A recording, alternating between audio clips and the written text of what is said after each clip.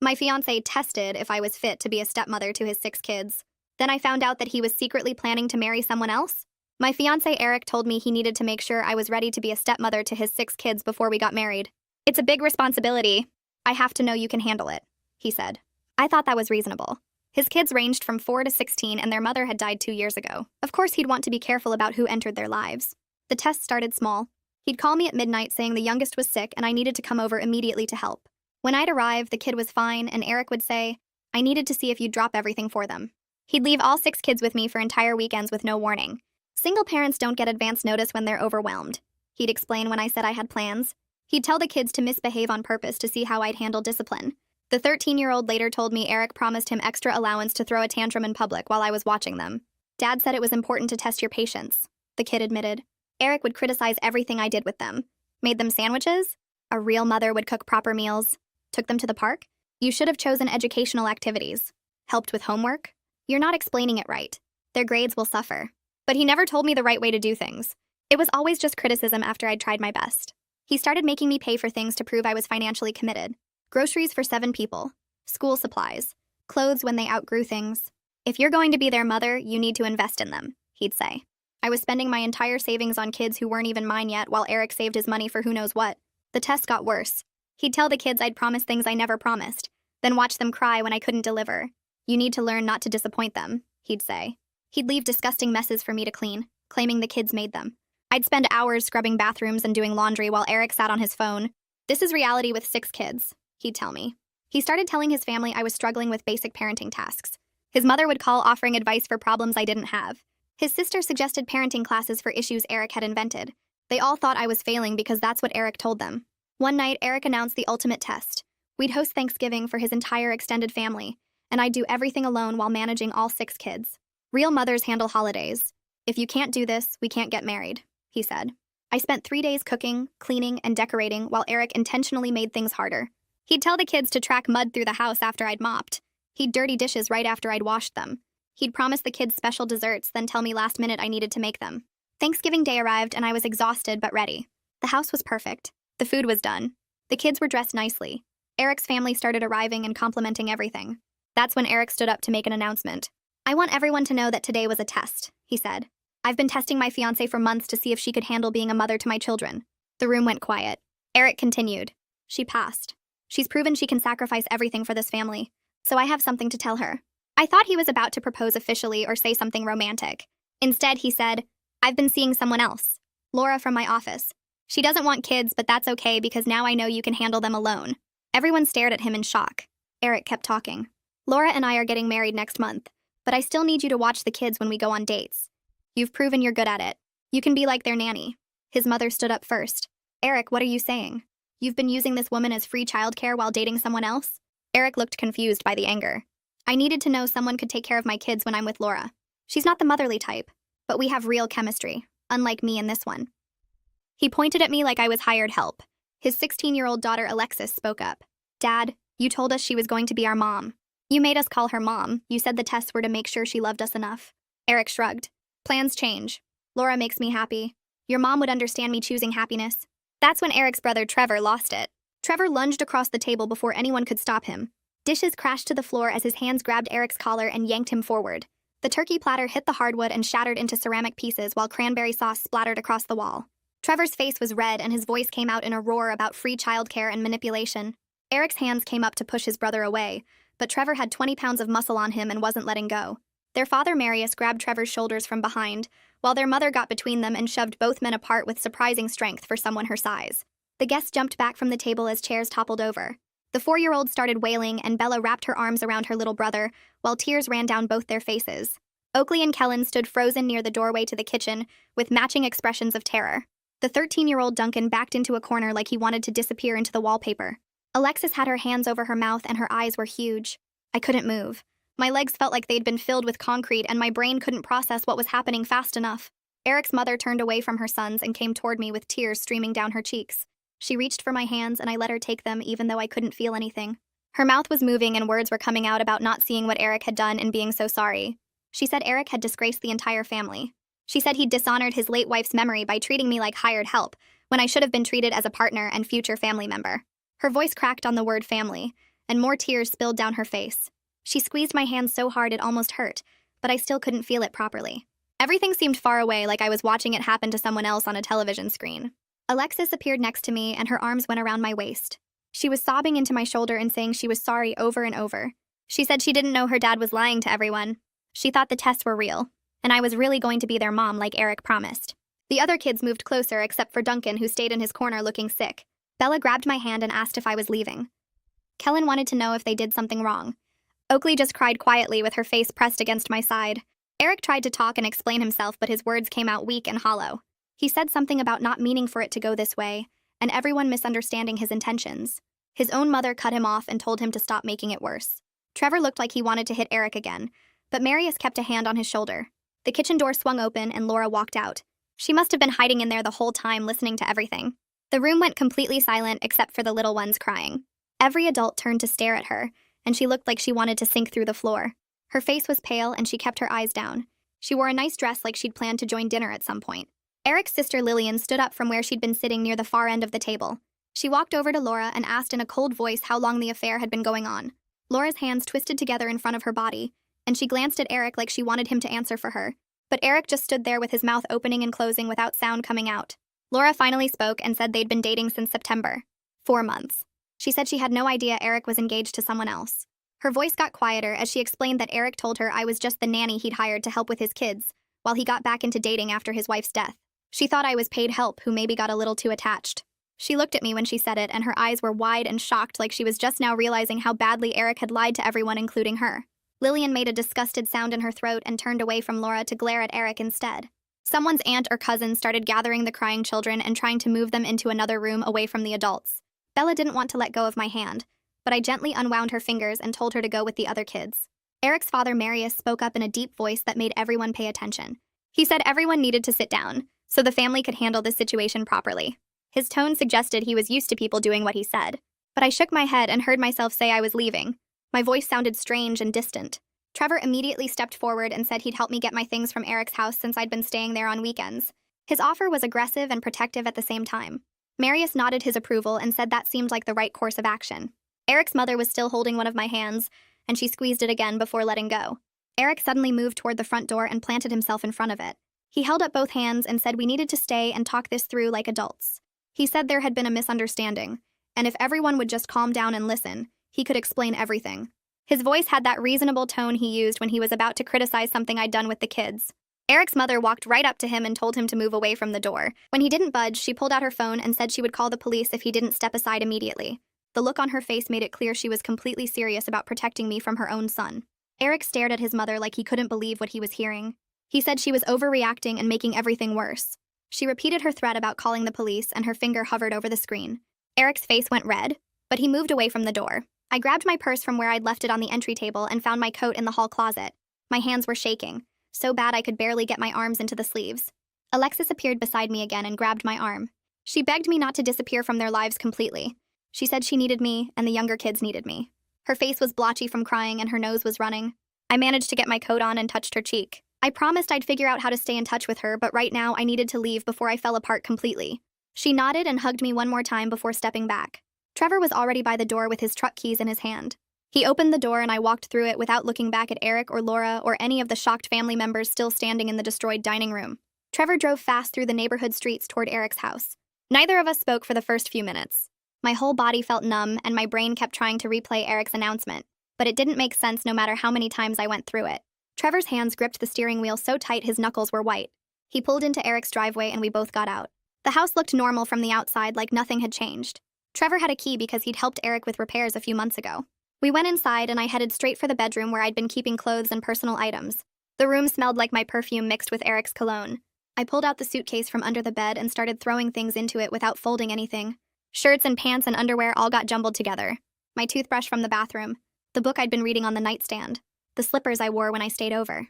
I opened the closet and saw how much of my stuff had accumulated here over the months. 3 dresses hanging next to Eric's shirts. 2 pairs of shoes on the floor. A jacket I'd left after a cold morning when Eric called about the youngest being sick. That had been another fake emergency. Another test. I grabbed everything and shoved it into the suitcase or a trash bag Trevor found under the kitchen sink. He carried things out to his truck without commenting on how much I'd moved in. In a drawer in the bathroom, I found my expensive face cream and makeup. In the kitchen, I found the special coffee I liked that Eric never drank. In the living room, I found a book about parenting blended families that Eric's mother had given me. I'd been studying it, trying to learn how to be better for the kids. As I packed, I reached into my purse to grab my phone, and my hand touched the stack of receipts I'd been keeping in my wallet. I pulled them out and started going through them while sitting on the edge of the bed. Grocery receipt from 3 weeks ago for $243. School supply receipt from September for $198.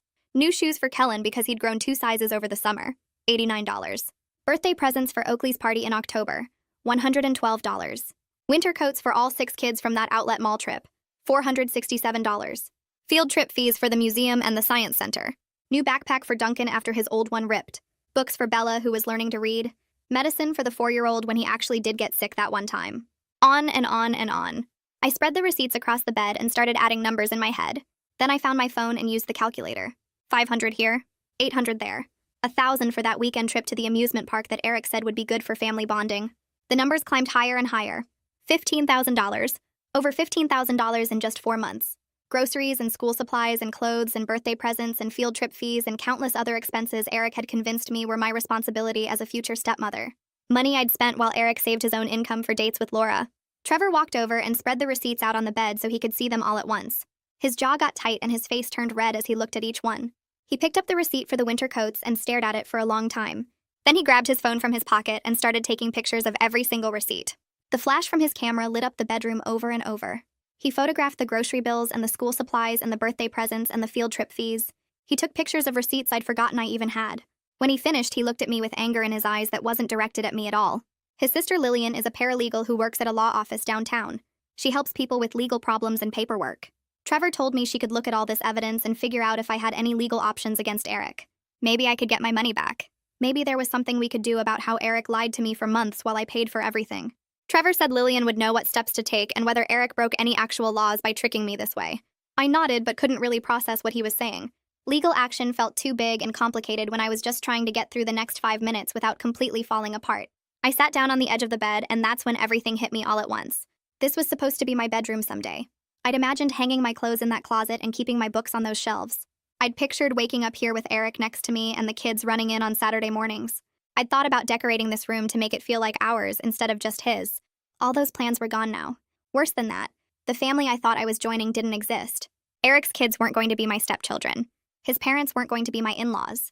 The whole future I'd been building in my head was based on lies Eric told me while he was secretly dating Laura and planning a completely different life. I started crying and couldn't stop. Big, ugly sobs that made my whole body shake. Trevor sat down next to me on the bed and didn't say anything for a while. He just let me cry. After a few minutes, he admitted that he'd suspected something was off with how Eric was treating me. The constant tests seemed weird. The way Eric criticized everything I did didn't make sense. But Trevor said he never imagined his own brother was capable of this level of manipulation. He thought maybe Eric was just being overprotective of his kids, or stressed about dating again after his wife died. Trevor never thought Eric was running some kind of con to get free childcare and money while pursuing another woman. The cruelty of it was beyond what Trevor thought his brother could do. We finished packing up the rest of my stuff. My hands were shaking as I folded clothes and gathered toiletries. Trevor carried boxes and bags out to his truck in the driveway. It took 3 trips to get everything loaded. The truck bed was full of my belongings that had slowly accumulated at Eric's house over months of weekend stays and emergency visits. As Trevor closed the tailgate, I felt this weird mix of relief and loss. I was getting out of Eric's house, but I was also leaving behind kids I'd grown to care about, even if their father was a monster. We were about to get in the truck when I heard screaming from down the street. 2 little girls came running toward us from a neighbor's house 3 doors down. It was Oakley and Bella, Eric's 10-year-old and 6-year-old daughters. They must have been dropped off there during the chaos at Thanksgiving dinner. Their faces were red and tears were streaming down their cheeks. They ran straight to me and grabbed onto my legs. Both of them were crying and begging me not to leave. Oakley kept saying please over and over. Bella wrapped her arms around my waist so tight I could barely breathe. The girls asked if they did something wrong during all the tests their dad made them do. They wanted to know if they failed somehow, and that's why I was leaving. Oakley said she tried really hard to be good and follow all the rules. Bella said she was sorry if she messed up and made me not want to be their mom anymore. Their words broke my heart into even smaller pieces. I knelt down on the driveway so I could look them in the eyes. I told them they were absolutely perfect, and this had nothing to do with them at all. They didn't do anything wrong. Not one single thing. Their dad made some very bad choices that hurt everyone, including them. I said I loved them, but I couldn't stay in a situation where someone was lying to me and using me. I tried to explain it in a way they could understand without making them hate their father, even though part of me wanted them to know exactly what kind of person he was. A car pulled up and Eric's mother got out. She must have been looking for the girls after things fell apart at her house. She walked over and gently pulled Oakley and Bella away from me, even though they didn't want to let go. She told them to get in her car and wait for her. The girls climbed into the back seat, still crying. Then Eric's mother reached into her purse and pulled out a small piece of paper. She wrote her phone number on it with a pen and handed it to me. She told me to call her tomorrow because the family wants to help fix what Eric destroyed. She said her son did something terrible and she won't let him get away with it. The way she looked at me made me believe her. She wasn't making excuses for Eric or trying to smooth things over. She was genuinely angry at what he'd done and wanted to make it right somehow. Trevor drove me back to my apartment across town. I'd kept my lease even while spending most weekends at Eric's place. That decision turned out to be smart since now I had somewhere to go. We carried all my stuff up 2 flights of stairs and dumped it in my living room. The apartment felt strange after months of barely being here. It was quiet in a way that felt empty instead of peaceful. No kids running around or fighting over toys. No chaos of 6 different personalities and needs all demanding attention at once. Just silence and my own thoughts. I didn't know if I should feel relieved to have my own space back or heartbroken that the noise and chaos were gone. Maybe I felt both things at the same time. After Trevor left, I couldn't sleep, so I got out my laptop and logged into my bank account. I pulled up months of statements and started going through every transaction. I also got out my credit card bills from the folder where I kept important papers. I made a spreadsheet and started documenting every single expense related to Eric and his kids. Groceries from the store near his house. School supplies from that big shopping trip in August. Shoes for Kellen when his feet grew. Birthday presents for Oakley's party. Winter coats from the outlet mall. Field trip fees for the museum. Medicine for the 4-year-old when he actually got sick that one time instead of it being a fake emergency. I added up everything and the numbers kept climbing higher. When I was included the weekend trip to the zoo and some other things I'd almost forgotten about, the total came to just over $17,000. $17,000 in 4 months. Money I'd spent thinking I was investing in our future family while Eric saved his own paycheck for dates with Laura. The next morning my phone started ringing at 8. It was Eric. I ignored the first call, and the second, and the third. He called 12 times before I finally answered because I knew he wouldn't stop. His voice sounded confused, like he genuinely didn't understand why I was upset. He suggested we could work this out if I was willing to be reasonable about sharing him with Laura. He actually used those words. Sharing him. Like he was some prize we should both be grateful to have access to. He said Laura didn't want to deal with kid stuff so I could keep helping with his children, and he'd make time for both of us. He acted like this was a perfectly logical solution that any rational person would accept. I told him he used me for free childcare and financial support while dating someone else, and there was nothing to work out. I said what he did was manipulative and cruel, and I wanted nothing to do with him ever again. Eric's voice changed then. He got defensive and argumentative. He said I volunteered to help with his kids and he never forced me to spend money on them. Nobody held a gun to my head and made me buy groceries or winter coats. I chose to do those things. He claimed the tests were reasonable ways to see if I could handle being a stepmother, and I was overreacting to him finding happiness with someone else. He made it sound like I was being dramatic and unreasonable instead of him being a manipulative liar who exploited me for months. I hung up on him and turned off my phone. An hour later, when I turned it back on, there was a voicemail from Eric's mother. She asked if she could come over with Lillian and talk to me. She said it was important and she wanted to help. I called her back and told her yes. I was desperate for allies who actually understood how manipulative Eric had been. People who saw through his excuses and recognized that what he did was wrong. I needed to be around people who weren't going to gaslight me into thinking I was crazy for being upset about this whole situation. Eric's mother arrived at my apartment an hour later with Lillian right behind her. Lillian carried a leather notebook and a yellow legal pad under one arm. She sat down at my kitchen table and pulled out a pen. She asked if I had documentation of everything I'd spent on Eric's family. I showed her the spreadsheet I'd made the night before with all the receipts organized by date and category. Lillian studied the numbers and made notes on her legal pad. She explained that while Eric and I weren't married, I might have legal options for getting my money back. She said there were laws about people who trick others into giving them financial support through lies and false promises. Eric had told me we were building a future together while secretly dating someone else. That could count as fraud if we could prove he never intended to marry me and only wanted free childcare and money. Lillian asked me to walk through everything that happened from the beginning. I described the midnight calls about sick kids who turned out to be fine. The weekends where Eric dumped all 6 children on me with no warning. The public tantrums Duncan threw because Eric paid him extra allowance. The messes Eric deliberately created so I'd spend hours cleaning. The criticism about every single thing I did with the children. The money he made me spend to prove I was financially committed to being their mother. Eric's mother started crying as I talked. She covered her mouth with both hands and tears ran down her cheeks. She said she had no idea how calculated it all was. She thought Eric was being careful about who he brought into his children's lives after their mother died. She didn't know he was testing me like some kind of experiment while dating Laura behind everyone's back. She apologized over and over for not seeing what her son was doing. She said she should have questioned why Eric kept telling her I was struggling with basic parenting when I seemed perfectly capable every time she saw me with the kids. Now she understood Eric had been lying to make me look bad, so his family would think I was failing. Lillian wrote down everything I said. She filled page after page with notes about the fake emergencies and the bribes to make kids misbehave, and the deliberate sabotage during Thanksgiving preparation. She asked specific questions about dates and times and exact amounts of money. She wanted to know if I had any text messages or emails where Eric asked me to pay for things. I pulled up my phone and showed her dozens of texts. Eric asking me to pick up groceries. Eric telling me to buy new shoes for Kellen. Eric saying the kids needed winter coats and could I handle it. Eric requesting money for field trips and birthday parties. Lillian took photos of every single message with her own phone. After 2 hours of documentation, Lillian closed her notebook and looked at me seriously. She said I should talk to a lawyer who handles fraud cases. She knew someone who might be able to help. Her name was Sakura Bowers, and she worked with people who'd been tricked into giving money or support through deception. Lillian said Sakura had handled cases where people lied about relationships to get financial benefits. She offered to call Sakura and explain the situation if I wanted. I said yes immediately. I needed to know if there was any way to get my money back or at least hold Eric responsible for what he did. Lillian made the call right there at my kitchen table. She spoke to Sakura for 10 minutes explaining the basic situation. Then she handed me the phone. Sakura's voice was calm and professional. She said she'd need to review all my documentation, but the situation sounded promising. She could meet with me next week if I wanted to discuss options. I scheduled an appointment for Tuesday afternoon. Over the next few days, my phone wouldn't stop buzzing with messages from Alexis. She texted me at least 20 times asking if we could meet up and talk. She said things at home were really bad. Eric was acting like Thanksgiving never happened. He kept bringing Laura over to the house and introducing her to the younger kids like she was their new friend. The little ones were confused because Eric had made them call me mom for months. Now suddenly there was a different woman around and Eric wasn't explaining anything. Alexis said Oakley kept asking where I went and why I didn't come over anymore. Bella cried at night asking if she did something wrong during the tests. The 4-year-old kept looking for me when Eric picked him up from daycare.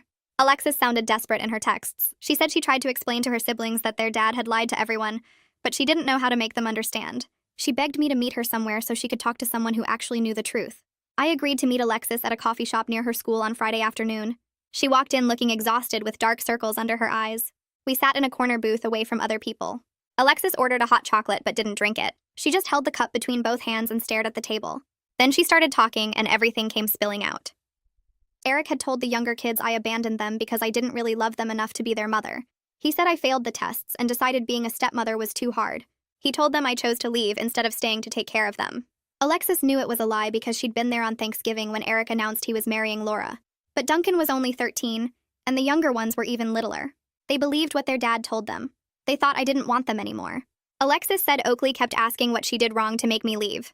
Bella drew pictures of our family and then scribbled over my face with black marker because she was mad at me for going away. The 4-year-old had nightmares and called for me in his sleep. Alexis pulled out her phone and showed me text messages from her dad. I read through them feeling sick to my stomach. Eric was coaching her on exactly what to say to convince me to come back as their nanny. He'd written out specific phrases for her to use. Tell her the kids miss her. Tell her they need stability. Tell her Laura doesn't want to do kid stuff, so there's still a role for her. Tell her I'll pay her if that makes it better. Alexis scrolled through message after message where Eric tried to manipulate his own daughter into manipulating me. She said she felt disgusted with her father. She couldn't believe he was still trying to use me for free childcare after everything he'd done. She told me she wanted to live with her grandmother instead of staying in Eric's house. She couldn't stand watching him lie to her siblings and pretend everything was fine while bringing Laura around like nothing happened. The following Tuesday, I met with Sakura Bowers at her office downtown. She had me bring all my documentation, including the spreadsheet, receipts, bank statements, credit card bills, and screenshots of text messages. Sakura spent an hour reviewing everything I'd brought. She made notes on a legal pad similar to what Lillian had done. Then she explained what would be required to prove fraud. I needed to show that Eric intentionally lied to me about our relationship and his plans for our future. I needed to demonstrate he deceived me specifically to get money and free labor. I needed evidence he never actually intended to marry me and was using me while dating someone else. Sakura said the testing scheme was important because it showed Eric had a deliberate plan. He didn't just change his mind about our relationship. He systematically manipulated me over months while secretly seeing Laura. That demonstrated clear intent to deceive. Sakura reviewed the timeline carefully. Eric and I got engaged in May. The testing started in June. Laura said they'd been dating since September. That meant Eric was already planning to marry me and making me prove myself as a stepmother when he started seeing Laura. He continued the test for 2 more months while dating her. He made me spend thousands of dollars and countless hours on his children while pursuing another relationship. He told his family I was struggling when I wasn't. He paid Duncan to misbehave in public to test my patience. He created the ultimate test with Thanksgiving dinner specifically to prove I could sacrifice everything. Then he announced he was marrying someone else instead. Sakura said this showed a pattern of calculated deception. Eric's actions weren't spontaneous. They were planned and deliberate over an extended period. She said I had a solid case for fraud based on everything I'd shown her. Sakura offered to send Eric a demand letter before we considered filing an actual lawsuit. The letter would explain my legal position and request repayment of the money I'd spent under false pretenses. It would give Eric a chance to settle without going to court.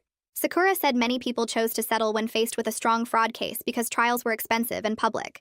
Eric might not want his workplace and community knowing the details of how he manipulated me. I authorized Sakura to send the demand letter. She said she'd have it drafted and mailed within 3 days. Then we'd wait to see how Eric responded. Eric's response arrived exactly 1 week later.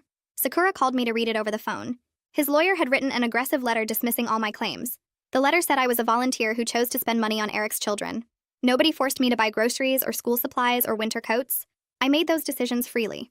The letter claimed Eric had no legal obligation to repay gifts I'd voluntarily given. It said the testing was reasonable behavior for a single father trying to protect his children. It argued that Eric finding happiness with someone else didn't make him responsible for my financial choices. The letter concluded by stating Eric would not be making any payments, and suggested I move on with my life. Sakura said the response was typical for someone trying to avoid responsibility. She asked if I wanted to proceed with filing an actual lawsuit. I said yes without hesitation. 2 days later, Lillian called me sounding excited. She'd been doing some investigating on her own. She worked in the same office building as Eric's company and had friends in his department. She started asking questions about Eric's situation at work. What she discovered made her furious. Eric had been telling his workplace he was a struggling single father for over a year. He claimed he had no help with his 6 children and was managing everything alone. His company had given him extra personal days because of his situation. His manager had been sympathetic about his struggles and flexible with his schedule. Coworkers had brought him meals and offered to help however they could. Everyone felt sorry for the widowed father raising 6 kids by himself. Lillian found emails where Eric complained about how hard it was doing everything alone. He wrote about sleepless nights with sick children. He described the challenge of managing homework and activities without support. He thanked people for their understanding when he needed to leave early or come in late. All of this was happening while I was literally paying for his children's needs and providing free childcare multiple times per week. Eric was getting sympathy and benefits at work by pretending to struggle alone while exploiting me at home. Lillian told me she'd forward everything to Sakura and suggested I document any other lies Eric spread.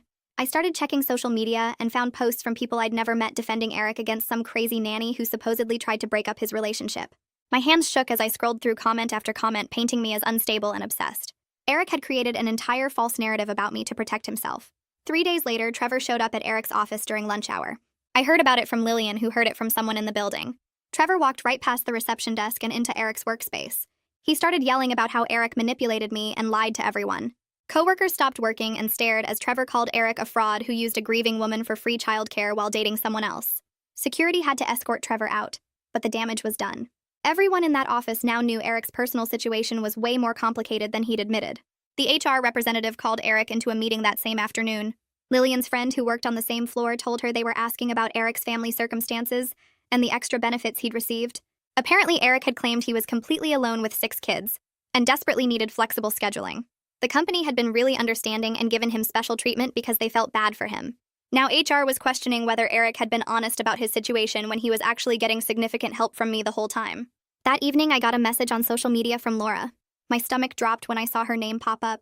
The message was long and started with her saying she needed to talk to me about Eric. She wrote that Eric told her I was a nanny he'd hired who got too attached to the kids and started acting possessive when he began dating. She said she was starting to realize nothing Eric told her was true, and she wanted to hear my side of things. I stared at the message for a long time before responding. Part of me wanted to ignore her completely, but another part wanted her to know exactly what Eric had done. I wrote back and suggested we meet at a coffee shop halfway between our neighborhoods. Laura agreed immediately, and we set a time for the next day. I got to the coffee shop early and ordered tea I couldn't drink because my stomach was in knots. Laura walked in right on time, and I recognized her from the few photos I'd seen. She looked nervous and tired. We sat down at a corner table away from other people. Laura started by apologizing for not reaching out sooner. She said things with Eric had been confusing, and she was only now putting pieces together. I asked what Eric had told her about me. Laura explained that Eric said I was a nanny he hired after his wife died. According to him, I did a good job at first, but then started getting too involved with the family.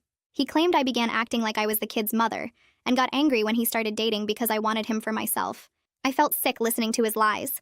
I pulled out my phone and showed Laura photos of me and Eric together from when we were engaged. Pictures of us at family events, holding hands, kissing. Laura's face went pale. I explained that Eric and I were engaged for almost a year. He told me he was testing me to make sure I could be a good stepmother. I was spending thousands of dollars on his kids and providing childcare multiple times a week while he was apparently dating her. Laura put her head in her hands. She said Eric told her he was completely single and had been for 2 years since his wife died. He never mentioned being engaged to anyone. She asked when Eric and I broke up, and I told her we never officially did. He announced at Thanksgiving in front of his whole family that he was marrying her instead, and expected me to keep watching his kids as a nanny. Laura looked like she might be sick. She said she had no idea any of this was happening. Eric pursued her at work and seemed like a nice single dad trying to get back into dating. She felt terrible that she'd been part of him hurting me, even though she didn't know. I told her it wasn't her fault because Eric lied to both of us. We talked for over 2 hours comparing what Eric told each of us. Laura said Eric had been pressuring her to move in with him recently. He kept saying the kids needed a woman's presence in the house. Laura told him multiple times she didn't want that kind of responsibility with 6 children. She liked kids fine, but wasn't ready to be a stepmother to that many at once. Eric kept pushing anyway and getting frustrated when she refused. Laura realized Eric was trying to do the same thing to her that he did to me. He wanted free childcare and someone to handle his domestic responsibilities. The only difference was he learned from his mistakes with me. Instead of calling it testing, he was just pressuring her to move in and take over. I asked if she'd be willing to write down everything about when they started dating and what Eric told her. Laura said absolutely. She was angry about being manipulated and wanted to help however she could. She said she'd send me a detailed statement with dates and specific conversations. I forwarded Laura's contact information to Sakura and explained what happened. Sakura called me within an hour sounding excited. She said Laura's statement would strengthen my case significantly. It proved Eric had a pattern of manipulation and deception. He lied to me about his intentions, lied to his workplace about his circumstances, and lied to Laura about his relationship status. Sakura said this kind of pattern made it much harder for Eric to claim everything was just a misunderstanding. 2 days later, I got a text from an unknown number. The message said it was Duncan using Alexis's phone because his dad took his phone away. He wrote that he was really sorry for the tantrums Eric paid him to throw. He said he was 13 now and understood what happened wasn't okay. When his dad first asked him to act out, Duncan thought it was weird, but Eric said it was important for testing me. Duncan didn't fully get what was happening, but he felt terrible now knowing he helped trick me. I wrote back telling Duncan it wasn't his fault. He was a kid doing what his dad told him to do. I said I knew he was a good person and I wasn't mad at him. Duncan sent back a thank you with a bunch of sad face emojis. Alexis added a message saying the younger kids missed me and asked about me constantly. She said Eric told them I left because I didn't love them enough, but she made sure they knew that was a lie. The following Sunday, Marius called and invited me to dinner at his house. He said it would just be him, his wife, and Alexis. Eric wouldn't be there. I was nervous but agreed to go. I missed the kids and wanted to stay connected to the family members who'd been kind to me. Marius and his wife were warm and welcoming when I arrived. Alexis hugged me tight and didn't want to let go. We sat down to eat and Marius said he needed to tell me something important. He explained that he and his wife had been supporting Eric financially since his wife died 2 years ago. They'd been paying part of his mortgage and helping with various expenses because they wanted the kids to have stability. Marius said they were cutting Eric off financially until he made things right with me. They told Eric they wouldn't give him another dollar until he paid back what he owed me and stopped spreading lies. Marius looked me in the eye and said they were ashamed of what their son had done. They raised him better than this, and they wanted me to know the whole family wasn't like him. The next morning, Lillian called sounding furious. She'd been digging around online and found posts from Eric's friends defending him. The posts claimed I was his children's nanny who tried to seduce him and got angry when he started dating Laura. According to these lies, I was unstable and jealous. Several people were commenting about how Eric was such a good dad dealing with a crazy employee. Lillian sent me links to everything she found. I took screenshots of all the posts showing Eric's lies. I made a folder organizing them by date and person who posted them. Then I sent the whole collection to Sakura with an explanation of how Eric was defaming me to cover up what he actually did. Sakura reviewed everything and called me back quickly. She said we could add a defamation claim to our demand. Eric was making false statements that damaged my reputation. People who knew both of us might believe his lies. Sakura said adding defamation increased the pressure on Eric to settle, because if this went to court, all his lies would become public record. Laura called me the next evening. She said she broke up with Eric. After talking to me and realizing how much he'd lied, she couldn't trust him anymore. She saw that he was trying to manipulate her the same way he manipulated me. Laura said she also went to HR at their workplace and told them about Eric's lies regarding his personal situation. She explained that Eric claimed to be completely alone with his kids when he actually had significant help. Laura said HR seemed very interested in this information and mentioned they'd be conducting an internal investigation. 2 days later, Sakura called me with news. Eric's company finished their internal investigation and found he'd been claiming extra personal days meant for single parents who had no help. He told HR he managed all 6 kids completely alone and needed the extra time off. The records showed he took 4 additional days per month for the past 8 months, which added up to 32 extra paid days. His supervisor was not happy when HR showed him the evidence. The company required Eric to repay the value of those improper days, which came to about $6,000. They also put a formal reprimand in his file and told him he was on probation for 6 months. Laura apparently confirmed to HR that Eric had significant help with childcare, which made his claims about being overwhelmed and alone look like obvious lies. Sakura said this development worked in our favor because it showed a pattern of Eric lying about his situation to get benefits he didn't deserve. The workplace consequences seemed to finally get through to Eric. His lawyer called Sakura the next morning and said Eric was ready to discuss mediation. Sakura told them we'd only mediate if they agreed to use a professional mediator, not just the two lawyers talking. She also insisted Eric had to provide full financial disclosure showing his income, expenses, and spending for the past 6 months. His lawyer tried to argue that was too invasive, but Sakura said we needed to see if Eric actually couldn't afford to repay me, or if he was hiding money. They eventually agreed to her terms. The mediation was scheduled for 2 weeks later at a neutral office downtown. I was nervous the whole morning getting ready. Sakura picked me up and went over the strategy in the car. She said the mediator would keep things focused on facts and solutions, not emotions and blame. Our goal was to get a repayment plan that Eric would actually follow and have consequences if he didn't. We arrived at the mediation office and Eric was already there with his lawyer. He looked tired and stressed, which was different from his usual confident attitude. The mediator introduced herself and explained the process. She said we'd each have time to present our perspective, then work toward an agreement both sides could accept. Eric went first and immediately tried to minimize everything. He said he genuinely cared about me and thought we had a future together, but he fell in love with Laura and couldn't help his feelings. He claimed the testing was just him being a protective father who wanted the best for his kids. The mediator stopped him and said we weren't here to discuss his feelings or justify his behavior. We were here to address the financial exploitation and find a resolution. Eric looked surprised that she cut him off so quickly. Sakura presented our documentation showing $17,000 in expenses I paid for his family. She had receipts, bank statements, and credit card bills all organized by category. The mediator reviewed everything carefully and asked Eric's lawyer if they disputed any of the amounts.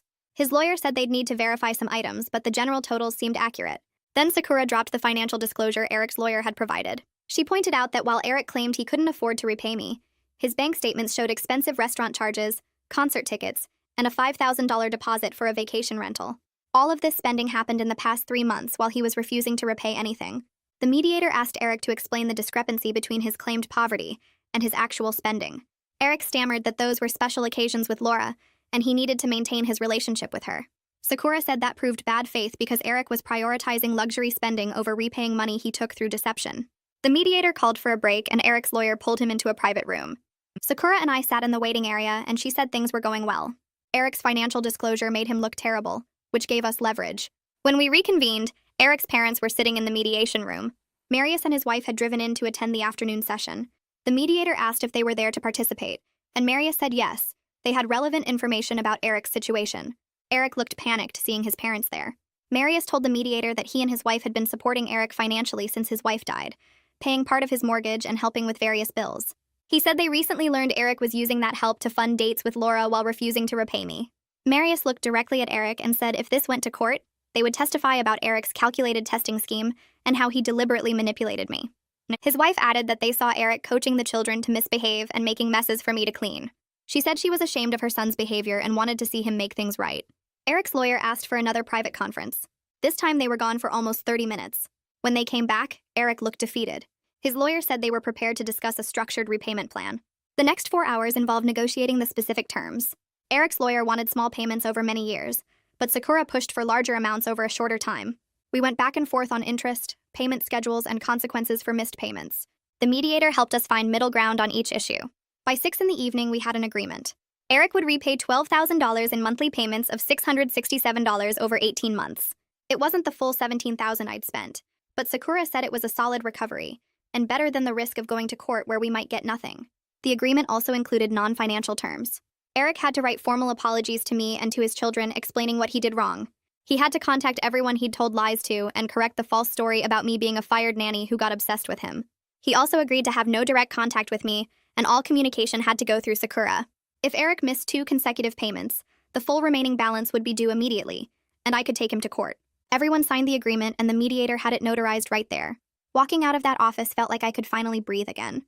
Sakura hugged me in the parking lot and said I should be proud of myself for standing up to Eric's manipulation. The first payment was due in 2 weeks. I drove home feeling exhausted but relieved that this part was over. That weekend, Alexis texted asking if we could meet for coffee. I hadn't seen her since before the mediation, and I missed talking to her. We met at a place near her school and she looked older somehow, more serious. She said her dad told her about the mediation and the repayment plan. Alexis asked if I'd still be willing to see her sometimes, even though things with her dad were finished. She said I was the closest thing to a stable mother figure she'd had since her mom died 2 years ago. Her voice cracked when she said it, and I had to fight back my own tears. I told her I'd love to stay in touch with her.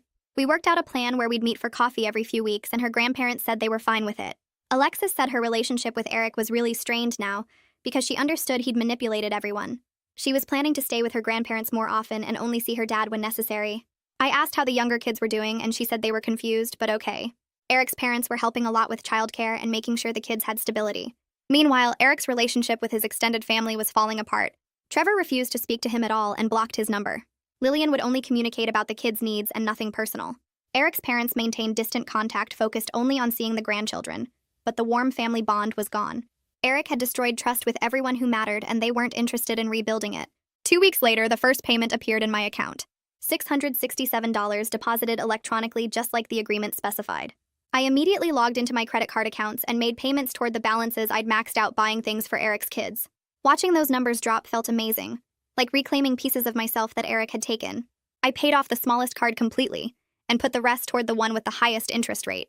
For the first time in months, my financial situation was moving in the right direction instead of getting worse. I sent Sakura a quick email confirming I received the payment and everything was on track. She responded that Eric's lawyer confirmed all future payments were set up on autopay, so I should expect them on the 15th of each month. That night, I made a spreadsheet tracking the repayment schedule and how I'd allocate each payment toward my debts. By the time Eric finished paying me back, I'd have my credit cards cleared and could start rebuilding my savings account.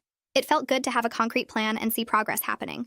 A few weeks after the mediation wrapped up, Laura sent me a message through social media. She thanked me for helping her see what Eric was really like before she got in any deeper with him. She said she was dating someone new now, a guy who actually wanted the child-free life she'd always been clear about. Reading her message made me feel good in a weird way, like at least something positive came from the whole mess. I wrote back wishing her well and then deleted the conversation because I didn't need any more reminders of Eric in my life. 3 months had passed since that awful Thanksgiving, and I was finally starting to feel like myself again. My savings account was slowly rebuilding with each payment Eric made. I'd been going to therapy every week, and it helped me understand all the red flags I'd missed while I was caught up in trying to prove myself to him. My therapist helped me see how Eric had used my desire to be a good partner against me, making me think every unreasonable demand was just part of being committed to a relationship. I could look back now and see how twisted the whole testing thing was, how no healthy relationship works that way. The therapy sessions were hard sometimes because I had to admit how much I'd let Eric walk all over me. I kept thinking about all those nights I'd dropped everything to rush to his house for fake emergencies, all those weekends I'd canceled my own plans to watch his kids with no warning, all that money I'd spent trying to prove I was good enough. My therapist said recognizing these patterns now would help me avoid similar situations in the future, and I believed her. I felt stronger than I had in months, more sure of what I deserved from people in my life. In early June, Alexis texted me an invitation to her high school graduation ceremony. She said it would mean a lot if I came because I'd been there for her during one of the hardest times in her life. I told her I'd absolutely be there. The ceremony was at the high school auditorium on a sunny Saturday morning. When I arrived, Eric's mother waved me over to where she and Marius were sitting. They'd saved me a seat between them, which felt really nice. Eric was there too, sitting several rows behind us with the younger kids. I saw him notice me sitting with his parents and his face got tight and uncomfortable, but he didn't make a scene or try to talk to me. Alexis walked across the stage to get her diploma, and we all cheered for her. Afterward, we took photos together and Eric stayed far away from our group. Alexis hugged me and said she was glad I came, that it felt right having me there for this important day. A week after graduation, a card arrived in my mailbox. It was from Duncan and Oakley, decorated with stickers and drawings. Inside, they'd written thank you messages for being kind to them even when their dad was being terrible. Duncan's handwriting was messy, but I could tell he'd really tried to make it neat. Oakley had drawn a picture of all of us at the park. There was a note from their grandmother, too, saying I would always be welcome at family events and the kids talked about me often. Reading those messages made me cry happy tears because I'd really cared about those kids and worried about just disappearing from their lives. Knowing they remembered me fondly and understood I hadn't abandoned them meant everything. By summer, I felt ready to try dating again. I signed up for a dating app and started going on casual coffee dates. This time, though, I watched carefully for signs someone might try to manipulate or use me. I paid attention to whether guys respected my boundaries or tried to push past them. I noticed if they tried to make me feel guilty for having my own plans or opinions. My therapist said recognizing my own worth was the most important thing I'd learned from the experience with Eric, and she was right. I wasn't going to let anyone treat me like free labor or an ATM ever again. The dating was slow, and I didn't find anyone special right away. But that was okay. I was enjoying getting to know new people without feeling desperate to prove myself worthy of their attention. In August, Sakura called to tell me Eric had missed his monthly payment. She'd sent him a warning email, but he hadn't responded or made the payment within the grace period. She was preparing to file enforcement paperwork with the court to compel payment and possibly add penalties for breach of contract. I felt frustrated that Eric was already trying to weasel out of his obligations, but I wasn't surprised. A few days later, Sakura called back to say Eric's parents had contacted her. They'd made the missing payment plus the next 2 months to get Eric back on track. Marius told Sakura they felt responsible for not stopping Eric's behavior sooner and wanted to make sure I got what I was owed. I was grateful but also sad that his parents had to clean up his messes. That same month, something good happened at work. My boss called me into her office and told me I was getting promoted to senior coordinator with a big raise. She said I'd seemed more confident and assertive over the past year, and my work quality had really improved. She was right about the confidence part. Standing up to Eric and fighting for myself had changed something fundamental in how I saw myself. I wasn't someone who just accepted whatever treatment came my way anymore. I thanked her and felt proud of how far I'd come. The raise would help me rebuild my savings even faster, and maybe start planning a real vacation for myself. One Saturday in September, I was grocery shopping with Eric's mother when Kellen and Bella spotted us in the produce section. They ran over and threw their arms around me in big hugs. Eric was at the other end of the store with the cart and the other kids. His mother told me the kids were doing much better now. Eric had hired a regular babysitter and stopped playing all those chaotic testing games. The younger kids especially seemed happier and more stable without the constant manipulation. Kellen told me about his soccer team, and Bella showed me a gap where she'd lost a tooth. Seeing them doing okay made me feel relieved. I'd worried so much about what would happen to them after everything fell apart.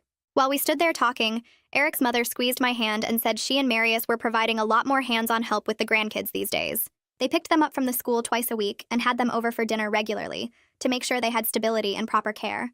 She thanked me for caring about her grandchildren even after everything Eric had put me through. She said not many people would have maintained any connection to the family after being treated that way. I told her the kids weren't responsible for their father's choices, and I genuinely loved spending time with them before I understood what Eric was really doing. We finished shopping together, and I felt grateful that I hadn't lost the whole family, just the one person who deserved to be cut out of my life. In late October, I got invited to Alexis's 18th birthday party at her grandparents' house. When I arrived, I noticed Eric wasn't there. Alexis told me she'd specifically chosen not to invite him because she was still angry about how he'd treated everyone. She said their relationship was really strained, and she was planning to stay with her grandparents most of the time once she started college in January. The party was nice and relaxed without Eric there to make things tense. All the younger kids were there, and they seemed happy to see me. We ate cake and played games in the backyard. Trevor was there too, and we talked for a while about how things had changed over the past year. He said Eric had basically isolated himself from the family through his own actions, and nobody felt bad about it. Watching Alexis blow out her candles surrounded by family who actually cared about her, I felt glad that she had this support system even if her dad had let her down. Trevor found me at a coffee shop a few weeks later and slid into the booth across from me. He looked tired and older somehow, like the family drama had worn him down. He apologized for not stepping in sooner when he noticed the weird testing situation getting out of hand. I told him there was no way he could have known how bad things really were since Eric hid most of it from everyone. His support after the truth came out at Thanksgiving meant everything to me and helped me get through the worst days. Trevor nodded and said he wished he'd trusted his gut when things felt off instead of assuming Eric knew what he was doing. We talked for over an hour about how the family was adjusting, and he promised to stay in touch. The envelope from Sakura arrived on a Tuesday morning in early December. Inside was Eric's final payment along with a formal letter confirming our agreement was completely satisfied. Eric had no further money obligations to me, and the legal matter was officially closed. I held the check and felt a weight lift off my shoulders that I'd been carrying for over a year. The debt was cleared, and I could finally move forward without any financial connection to Eric. Sakura's letter was professional and brief, wishing me well in my future. I deposited the check that afternoon and watched my account balance climb back to where it should have been all along.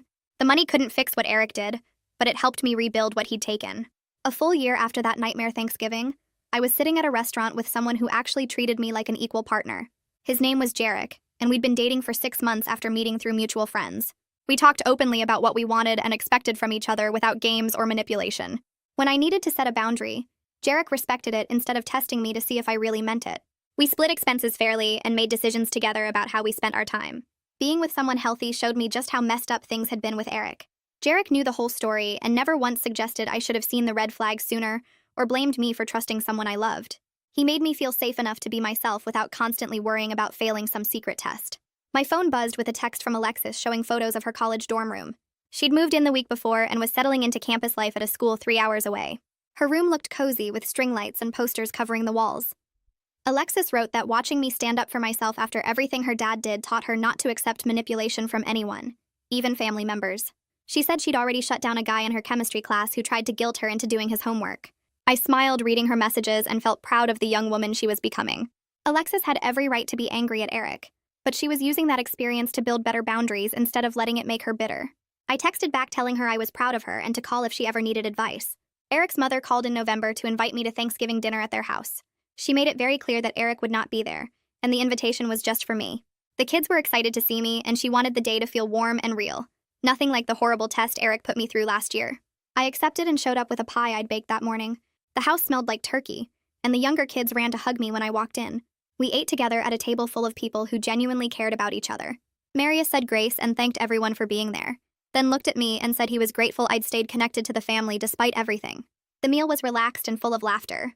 Nobody mentioned Eric except once when Bella asked why Daddy wasn't there, and her grandmother gently explained he had other plans. Later, I helped wash dishes while the kids played board games in the living room, and I realized this was what family was supposed to feel like. Standing in Eric's parents' kitchen drying plates, I had a moment of understanding that surprised me. I'd gained a real family through this terrible experience, just not the one I'd expected when I agreed to marry Eric. His parents treated me like a daughter and checked in regularly to see how I was doing. Trevor and Lillian stayed in touch and invited me to family gatherings. The older kids who understood what happened maintained relationships with me separate from their dad.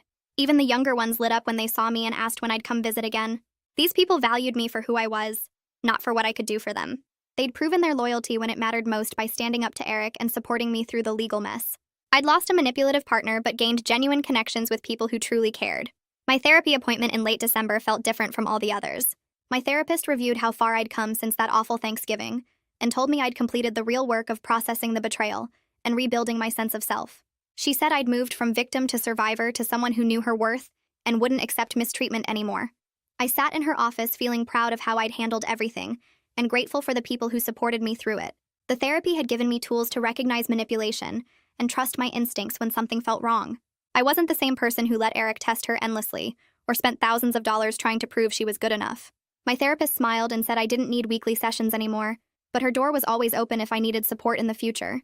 Looking back at everything that happened, I was amazed at how much I'd grown from someone who accepted terrible treatment to someone who knew exactly what she deserved.